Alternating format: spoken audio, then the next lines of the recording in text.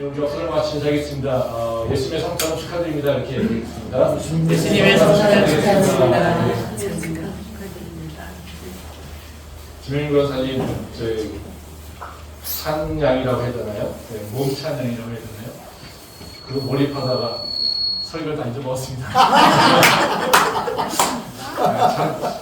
제가 무용은 잘 모릅니다. 모르는데 변호사님 몸 찬양을 보다 보면 수화를 보는 느낌. 그래서 저도 모르게 이렇게 몰입하게 되는 거를 신기한 걸 경험하게 되는데, 그래서 하나님께서 주신 또 저에게 특별한 또 축복, 은혜 아닐까 이런 생각을 합니다.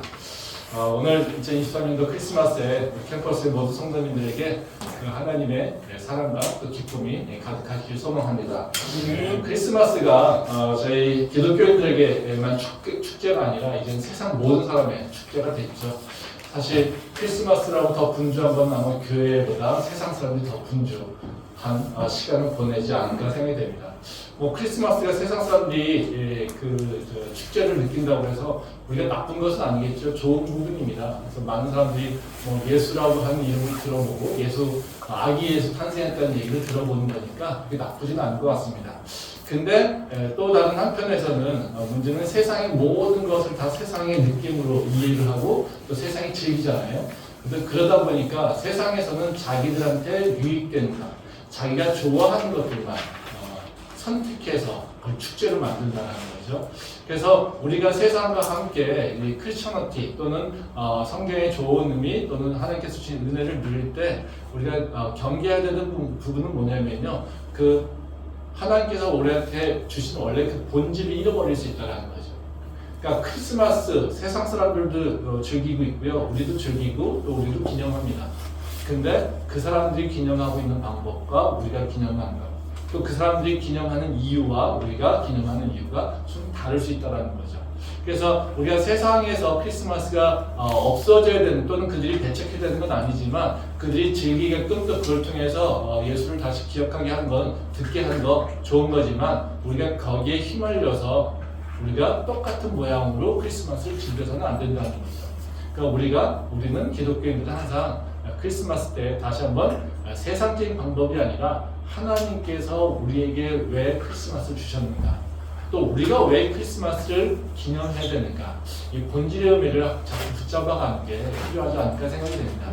그래서 오늘 제가 간단하게 이 교회가 기억해야 될 크리스마스의 본질이 무엇인가 그런 생각해 보려고 하고요.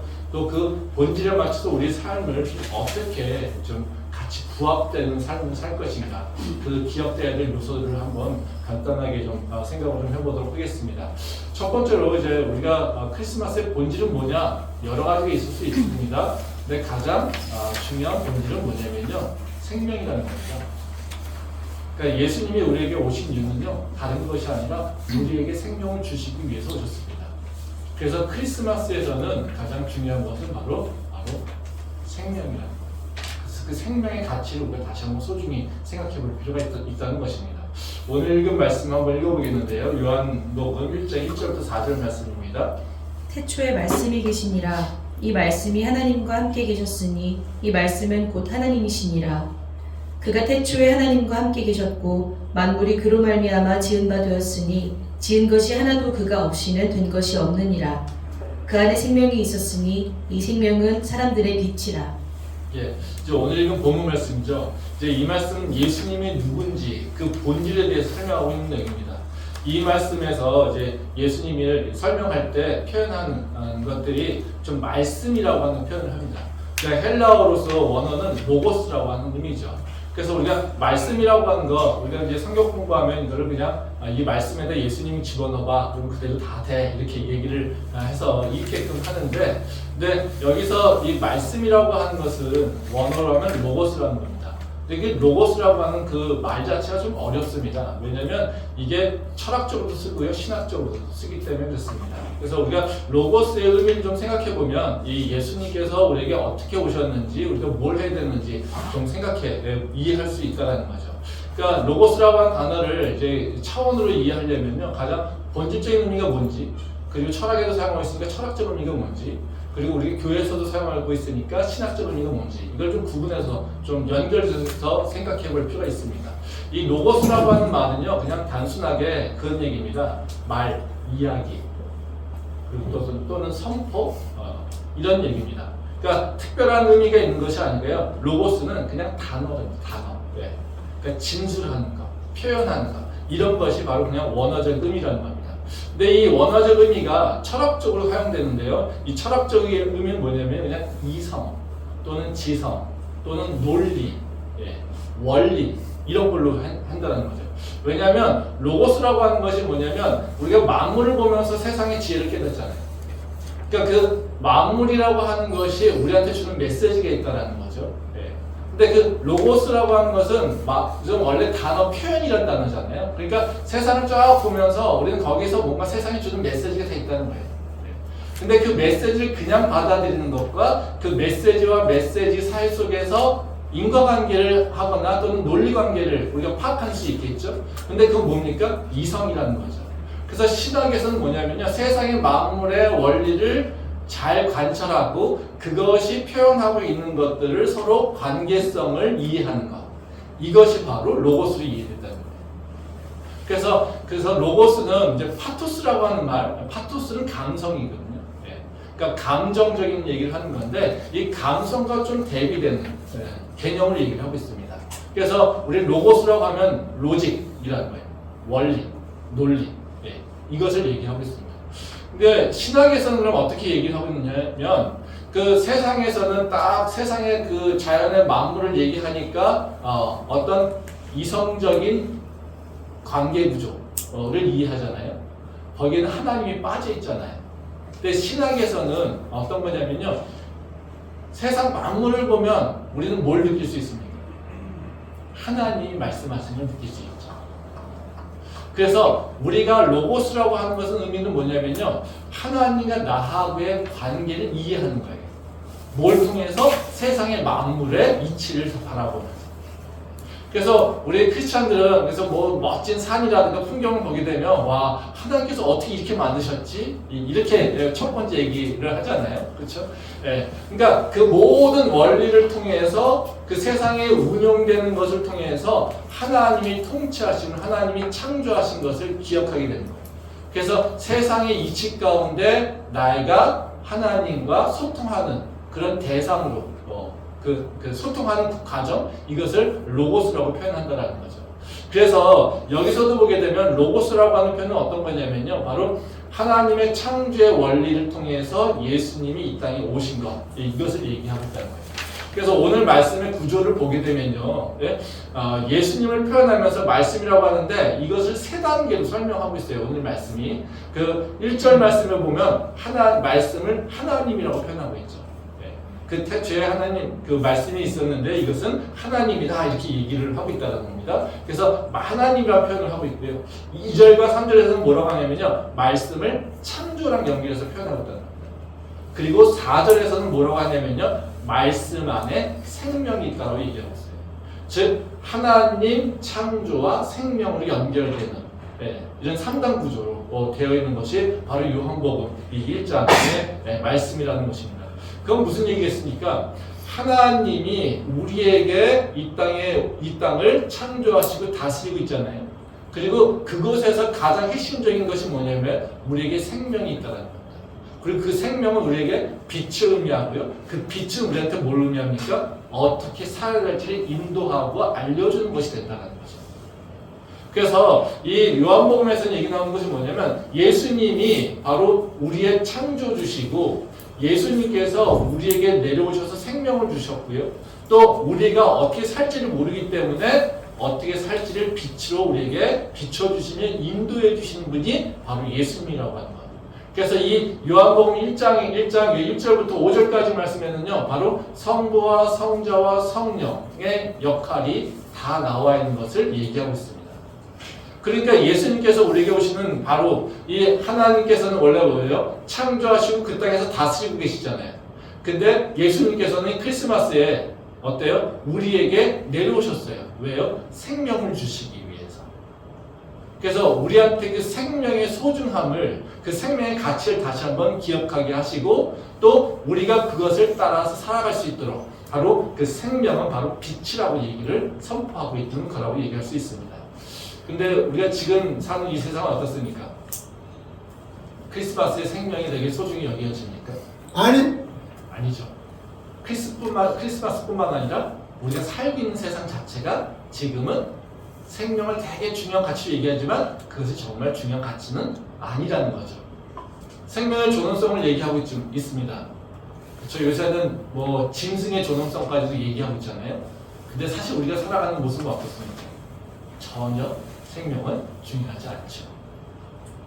우리가 뉴스를 틀어보면 맨날 무슨 얘기 나옵니까? 사람 죽는 얘기 나오지 않습니까? 요새 전쟁이 나가지고 정말 군인들이 많이 죽는 거는 카운트하지도 않고요. 네. 민간인이 죽는 것까지도 죽는 숫자도 작지 않은 숫자가 나옵니다. 뭐 죽음이라고 하는 전쟁에만 있습니까? 사람 죽는 것이? 그렇지 않죠. 돈 때문에 또 욕심 때문에 사람 죽이는 거 허관을 나오지 않습니까? 자기 욕망 채우려고, 성적 욕구 채우려고 사람 죽이는 것을 너무나 쉽게 생각하잖아요. 그렇죠? 예전에는 모르는 사람 다 죽였죠. 근데 지금은요, 아는 사람 죽이잖아요. 가족도 죽이고요, 이웃도 죽이고. 만약에 우리가 생명이라고 하는 것의 그 소중함, 그 생명이라고 하는 것을 지켜야 된다라고 하는 그 가치를 우리 삶 속에서 내재하고 있고 그걸 지키며 살고 있다면 우리 세상에 이런 일은 안 일어난다는 거죠. 이젠 사람 일은 뭡니까? 소중한 존재가 아니라 그냥 내 것을, 내 필요한 것을 또는 내 욕망을 채우기 위한 하나의 수단으로밖에 이해하지 않는다는 거죠. 물론 입으로는 생명이 소중해라고 얘기하고 있지만 사실은 우리가 아무도 그 생명이라고 하는 소중하게 생각하며 살고 있지 않다는 거예요. 그래서 우리가 크리스마스를 기념할 때 다시 한번 기억해야 되는 건 뭐냐면요, 바로 예수님께서 우리에게 오신 이유, 그 생명이라고 하는 것, 이것을 우리에게 주시기 위해서. 그래서 너희가 바로 생명을 소중히 지키며 살아가는 것이 너희가 살아가야 될 방법이야 라고 하는 것을 알려주신 거라고 하는 것을 우리가 다시 한번 마음속에 새길 필요가 있다는 것입니다. 그래서 우리의 생명도 소중히 여기고요, 다른 사람의 생명도 소중히 여기고요, 그 생명이 바로 그 소중히 여겨지는 그 공동체를 만들어가는 것이 바로 우리가 다시 이 크리스마스에 기억해야 될 것이라고 하는 것을 이 말씀 중에서 기억했으면 좋겠습니다. 그러면 생명을 소중히 여긴다라고 하는 것 자체는 뭐 여러 가지 행태로 나올 수 있잖아요. 근데 그러면 우리가 생명을 소중히 여기는 삶이 어떤 모습을 실천할 수 있느냐, 이것에 대한 고민을 할 필요가 있겠죠. 뭐 다양한 방법이 있을 수 있습니다. 근데 그냥 제 개인적인 얘기를 하고 있는 것이 아니라 이 말씀 속에서 나오는 얘기를 통해서 보게 되면 우리가 어떻게 하면 생명을 소중히 여기는 것인지 그 삶에 대한 방법을 이 말씀 통해서만 한번 살펴보도록 하겠습니다. 두 가지 얘기인데요. 첫 번째 하나는 뭐냐면요, 생명을 소중히 여기는 사람이라고 하는 것, 그 삶이라고 하는 건 어떤 거냐면 그 삶 속에서 창조의 원리를 기억하고 사는 삶인 것입니다. 즉 하나님께서 우리를 창조하신 그리고 그 원리를 우리 삶에서 내재돼서 활동하게 하는 것이죠. 즉 하나님의 창조 원리가 내 삶의 원리가 돼야 되는 것이라고 하죠. 말씀 보도록 하겠습니다. 요한복음 1장 3절부터 4절 말씀입니다. 만물이 그로 말미암아 지은 바 되었으니 지은 것이 하나도 그가 없이는 된 것이 없느니라. 그 안에 생명이 있었으니 이 생명은 사람들의 빛이라.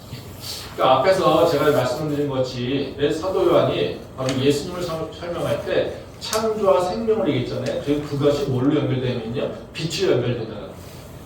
그러니까 예수님께서 창조에 참여하셨고 그 안에 생명이 있었고 그 생명이 바로 우리를 인도하는 빛이 됐다는 거죠.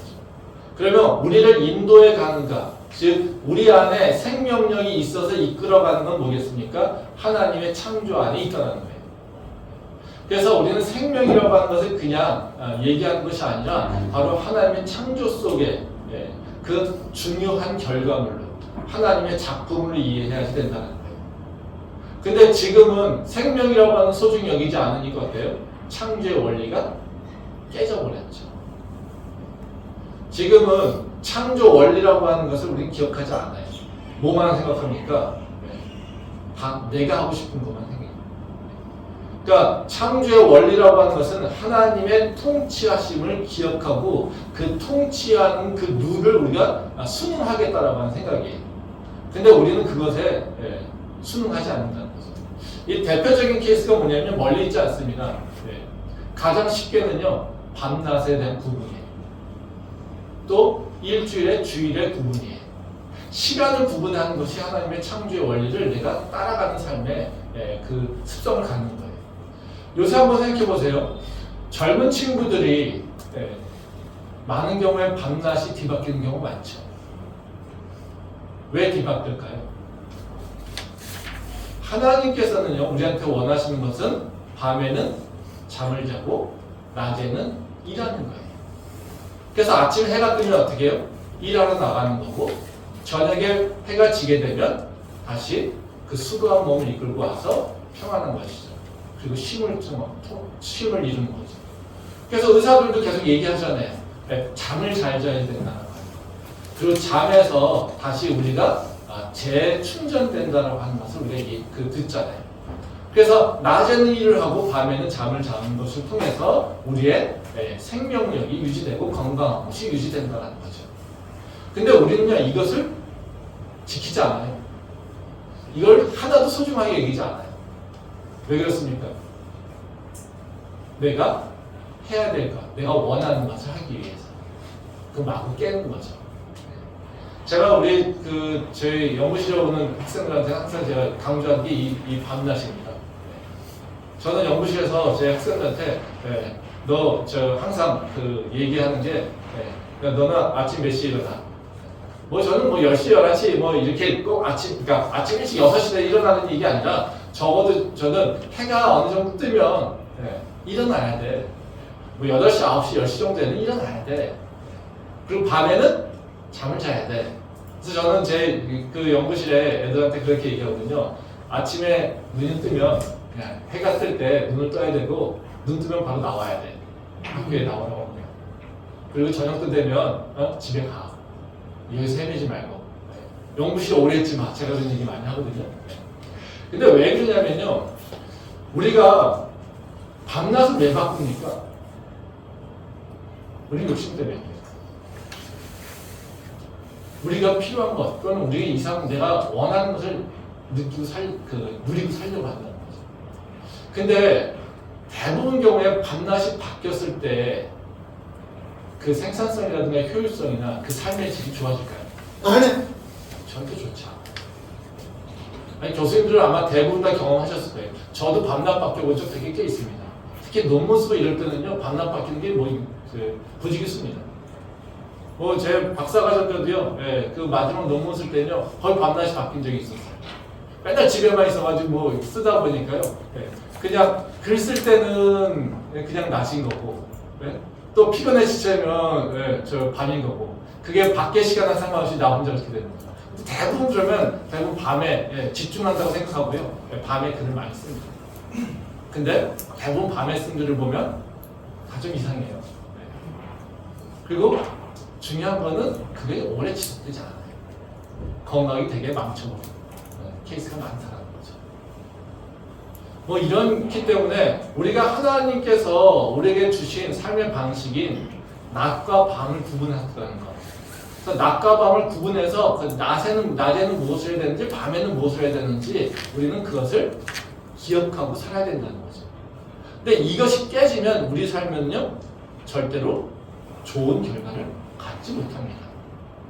제 대학원의 학생이나 우리 학생들 보게 되면요, 우울증이 심한 애들, 그 특성이 뭐냐면요, 낮에도 안 나온다는 거예요.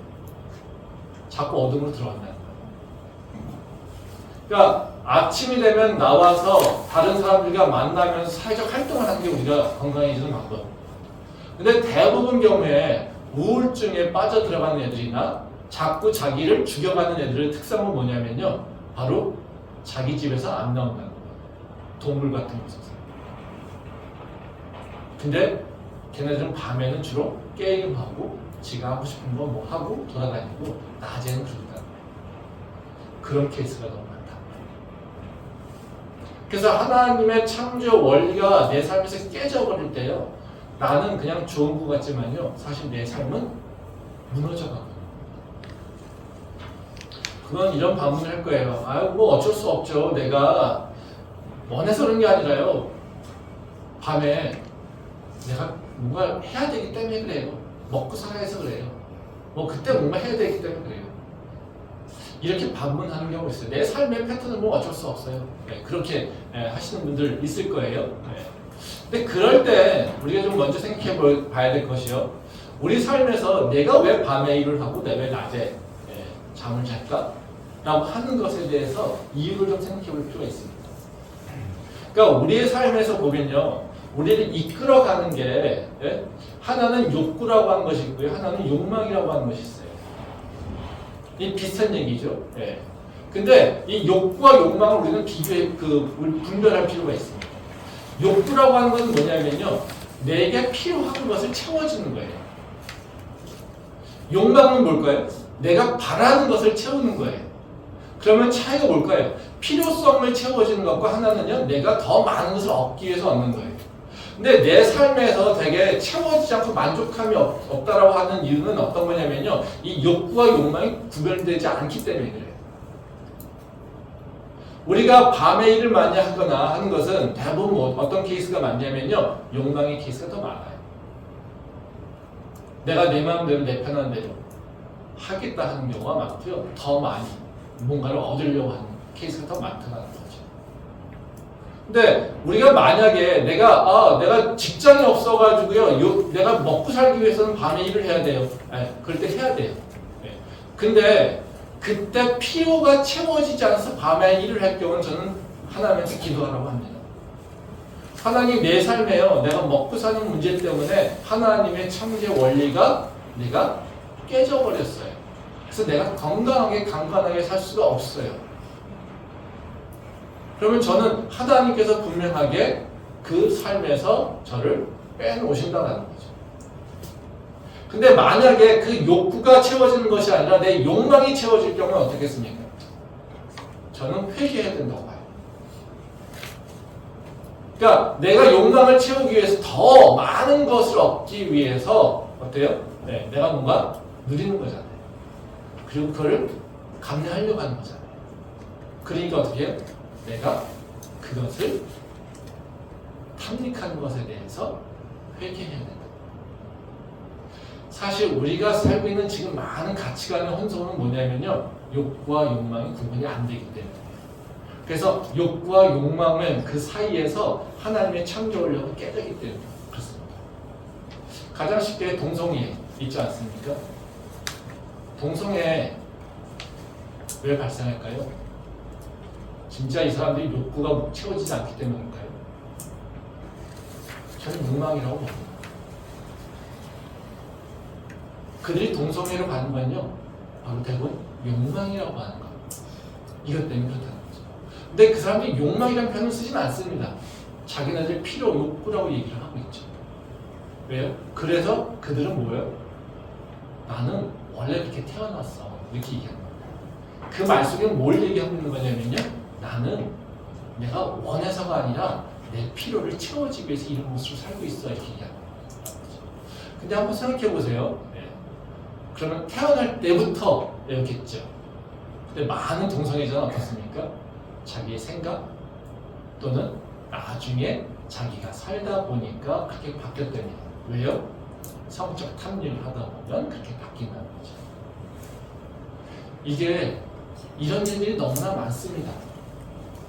우리가 크리스찬들도요, 문제는 뭐냐면요, 하나님의 말씀대로 살아간다라고 하는 걸 생각할 때요, 자꾸 십계명만 생각해요.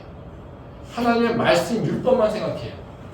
근데 하나님의 말씀 율법은요, 아주 작은 부분이에요.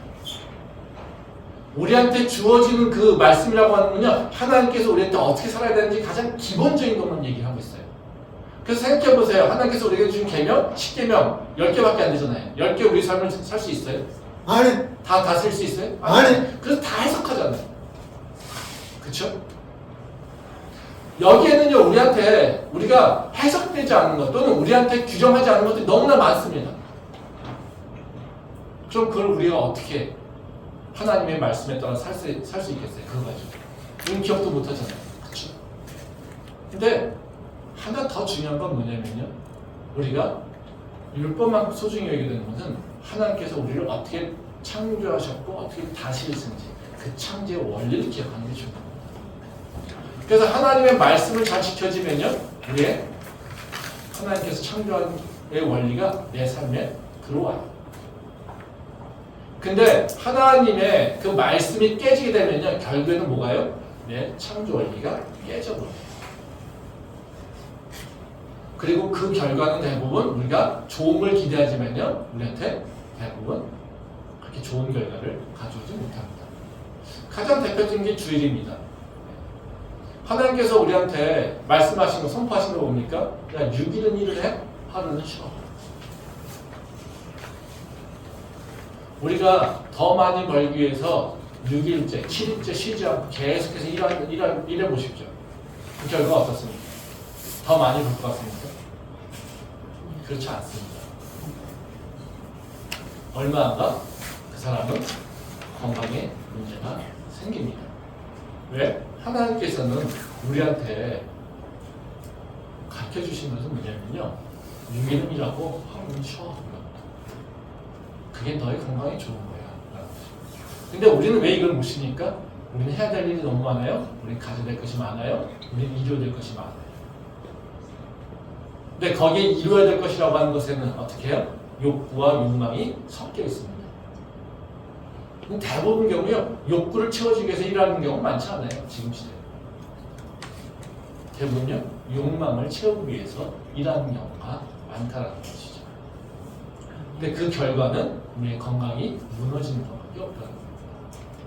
그래서 우리가 생명이라고 하는 것을 소중히 여기는 삶이라고 하는 건 어떤 거냐면요. 바로 생명은 하나님의 창조의 결과입니다. 그리고 그 생명이라고 하는 것은 하나님 그 창조의 섭리 가운데 있을 때 건강하게 살 수 있어요. 그렇기 때문에 우리의 삶이 바로 하나님의 창조의 원리가 내 삶의 기준이 되고 내 삶에서 이루어질 때 나는 건강할 수 있는 거예요. 그게 바로 하나님께서 우리에게 바로 생명의 소중함을 누리면서 느끼면서 살게 하는 방식이라는 거죠. 그래서 우리가 지금 이 시대에 다시 한번 기억해야 되는 건요. 바로 그냥 말씀, 율법만 얘기하는 것이 아니라 하나님의 창조의 원리를 다시 한번 좀 깊이 생각해 볼 필요가 있습니다. 그리고 그 섭리라고 하는 것을 우리가 좀 생각해 볼 필요가 있다는 거죠. 그때 우리의 삶이 다시 회복할 수 있다는 것을 그냥 지혜로서 깨달을 수 있기를 소망합니다. 아멘. 두 번째는요. 생명을 소중히 여기는 삶은 뭐냐면요. 하나님의 통치하심을 고백하는 건데요. 이 하나님의 통치하심을 고백한다는 건 뭐냐면 바로 내게 은혜를 고백하는 거예요. 하나님의 은혜가 내게 가득했다는 것을 고백하는 겁니다. 말씀 보겠는데요. 요한복음 1장 11절부터 14절 말씀입니다. 영접하는 자, 곧 그 이름을 믿는 자들에게는 하나님의 자녀가 되는 권세를 주셨으니 이는 혈통으로나 육정으로나 사람의 뜻으로 나지 아니하고 오직 하나님께로부터 난 자들이니라. 말씀이 육신이 되어 우리 가운데 거하심에 우리가 그의 영광을 보니 아버지의 독생자의 영광이요 은혜와 진리가 충만하더라. 예. 이제 이 말씀은 그 로고스를 깨닫는 것이 무엇인지를 설명해 주고 있는 말씀이에요. 그러니까 부연을 설명하고 있는 얘기예요. 그러니까 요한복음 앞쪽 1장에 1장 1절부터 나오는 얘기를 저 부연에서 설명해 주고 있는 게 바로 이 12절과 14절 말씀이라고 이해하시면 됩니다. 여기 보게 되면 뭐라고 합니까? 그 영접하는 자 곧 그 이름 믿는 자들에게 일어나는 일들을 얘기하는 거잖아요. 그러니까 1장 1절에 보면은 바로 태초에 말씀이 하나님과 함께 있었다 이런 얘기 하잖아요. 그렇죠? 그러면서 창조와 그 생명을 얘기하고 있죠. 예. 근데 여기서 똑같아요. 예수를 영접하는 자에게는 어떤 일이 있냐라고 한다면 바로 하나님의 자녀가 되는 권세가 있다라고 하는 것이고요. 그리고 그에게는 바로 그 혈통이나 육종으로 나는 것이 아니라 하나님께로부터 나는 일, 다시 말하면 하나님의 창조가 일어나는 것이죠. 내 안에서 그런 창조가 일어나는 것을 얘기하고 있어요. 근데 이걸 논리적으로 설명하고 있는데 거기에 보면 그 결론은 뭐냐면요. 마지막에 보면 그런 얘기합니다. 말씀이 육신이 되어 우리 가운데 거하심에 우리가 그의 영광을 보니 아버지의 독생자의 영광이요 은혜와 진리가 충만하더라. 즉 우리 안에 예수님이 오신 것, 즉 하나님의 말씀이 우리 안에 오셨고요. 하나님의 창조의 원리가 우리한테 왔고요. 그리고 하나님의 새로운 창조가 우리 안에 일어나고 있는 거예요. 네, 이게 말씀의 육신이 우리한테, 말씀이 육신이 돼서 우리한테 온 것을 얘기하는 거죠. 그러면 이것이 왔을 때 우리한테 일어나는 뭐예요? 아버지의 독생자의 영광이 나타나는 거고요. 거기 보면 은혜와 진리가 충만하게 된다는 거죠. 즉 우리가 예수님을 알게 되고 하나님의 창조를 알게 된다면 그 다음에 우리가 고백하게 되는 건 뭐냐면요. 하나님의 은혜 그리고 하나님의 진리를 고백하게 된다는 거예요.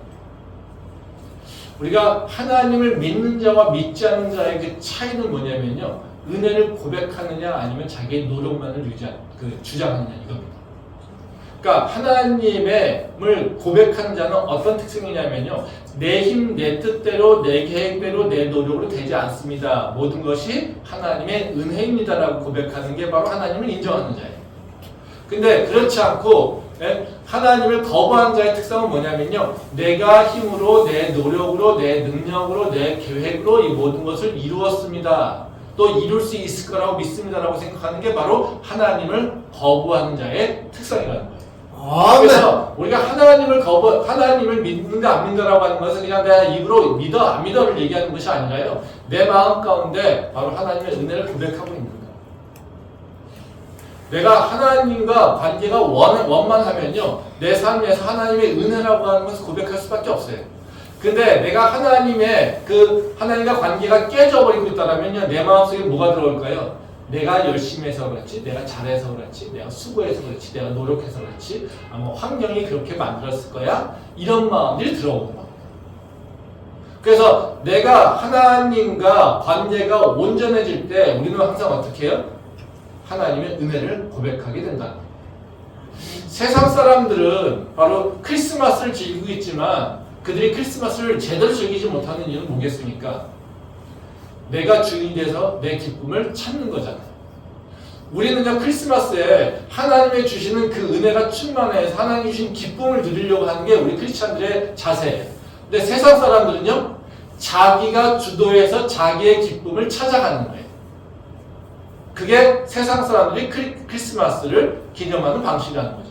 그러니까 그들은 뭐합니까? 하나님을 빼버리고 내가 기획하고 내가 파티를 기획하고 내가 사람들 만날 것을 기획하고 그래서 거기서 무엇을 하고 어떤 일을 통해서 내가 기쁨과 즐거움을 얻을 것인가를 생각해요. 근데 우리는요 크리스마스라고 한다면 어떻게 합니까? 그저 하나님 안에서 하나님께서 주시는 예배 가운데 하나님을 다시 기억하며 하나님께 찬양하면서 우리는 자연스럽게 뭐예요? 대단한 계획을 세우지 않아도 하나님 주시는 은혜를 누릴 수가 있어요. 그게 바로 차이라는 거예요. 그러면 우리가 생각해 봐야 됩니다. 과연 어떤 삶이 맞을 것인가 하는 거죠. 은혜를 고백하는 삶이 진짜 진리의 삶인가? 아니면 내 노력으로, 내 수고함으로 내가 쟁취하고 내가 성취하는 것 이것이 진짜 삶인가? 어떤 게 맞는 것 같습니까? 첫 번째 세상 사람들은요 다 자기가 주인 되길 원하죠. 그러니까 자기의 계획과 노력이 중요합니다. 그리고 자기의 노력으로 모든 걸 이룰 수 있을 거라고 생각이 돼요. 그리고 뭔가 하나님의 역할 이런 것들은 부인하고 싶어 해요. 근데 세상에 교원들 중에 재밌는 일이 있습니다. 되게 모순적인 일인데요.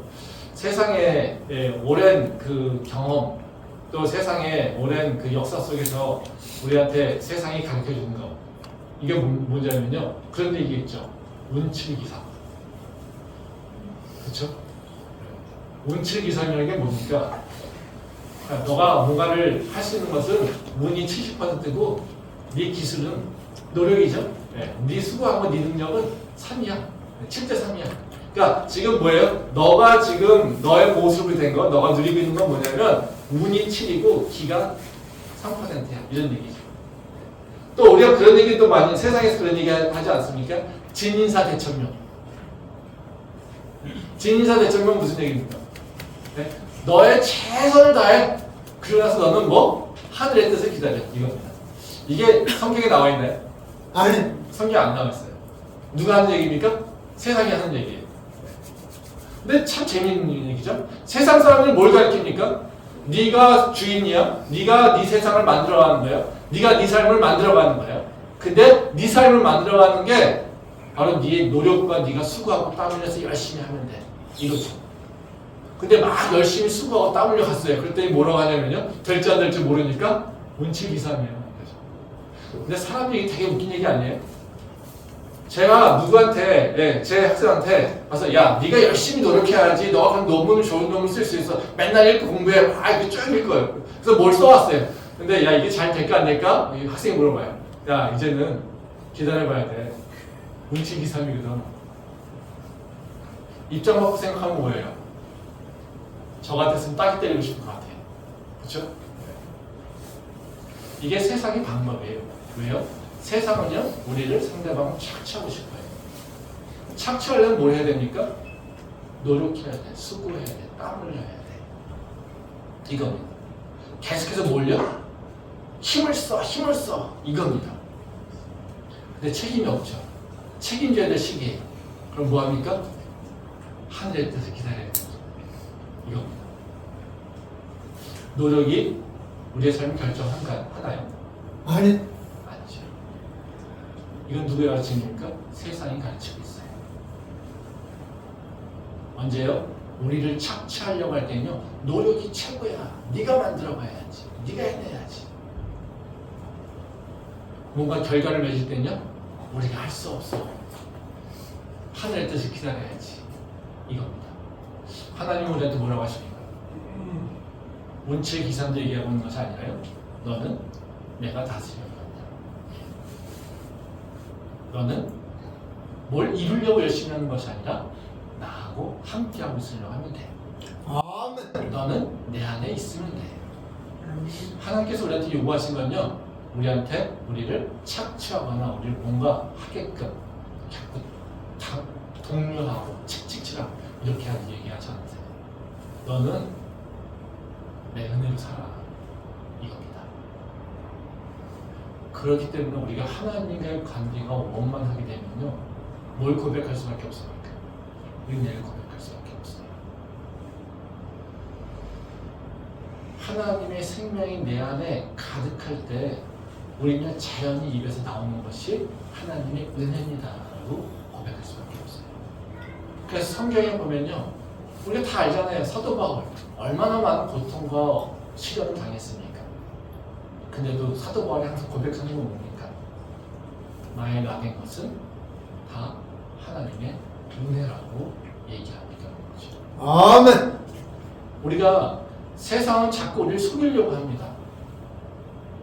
은혜가 아니라 네가 하는 거예요. 그렇죠? 우리는요, 내가 하는 것이 아니라 우리는요, 하나님 안에서 하는 겁니다. 내게 능력 주시는 자 안에서 내가 능치 못함이 없지요. 그렇죠? 그러니까 우리는요, 항상 하나님 안에서 하나님과 관계가 원만하기 위해서, 하나님 말씀에 내가 순응하기 위해서, 하나님의 창조 원리를 지키기 위해서 우리는 뭐요? 열심히 투쟁하는 거예요. 싸우는 거예요.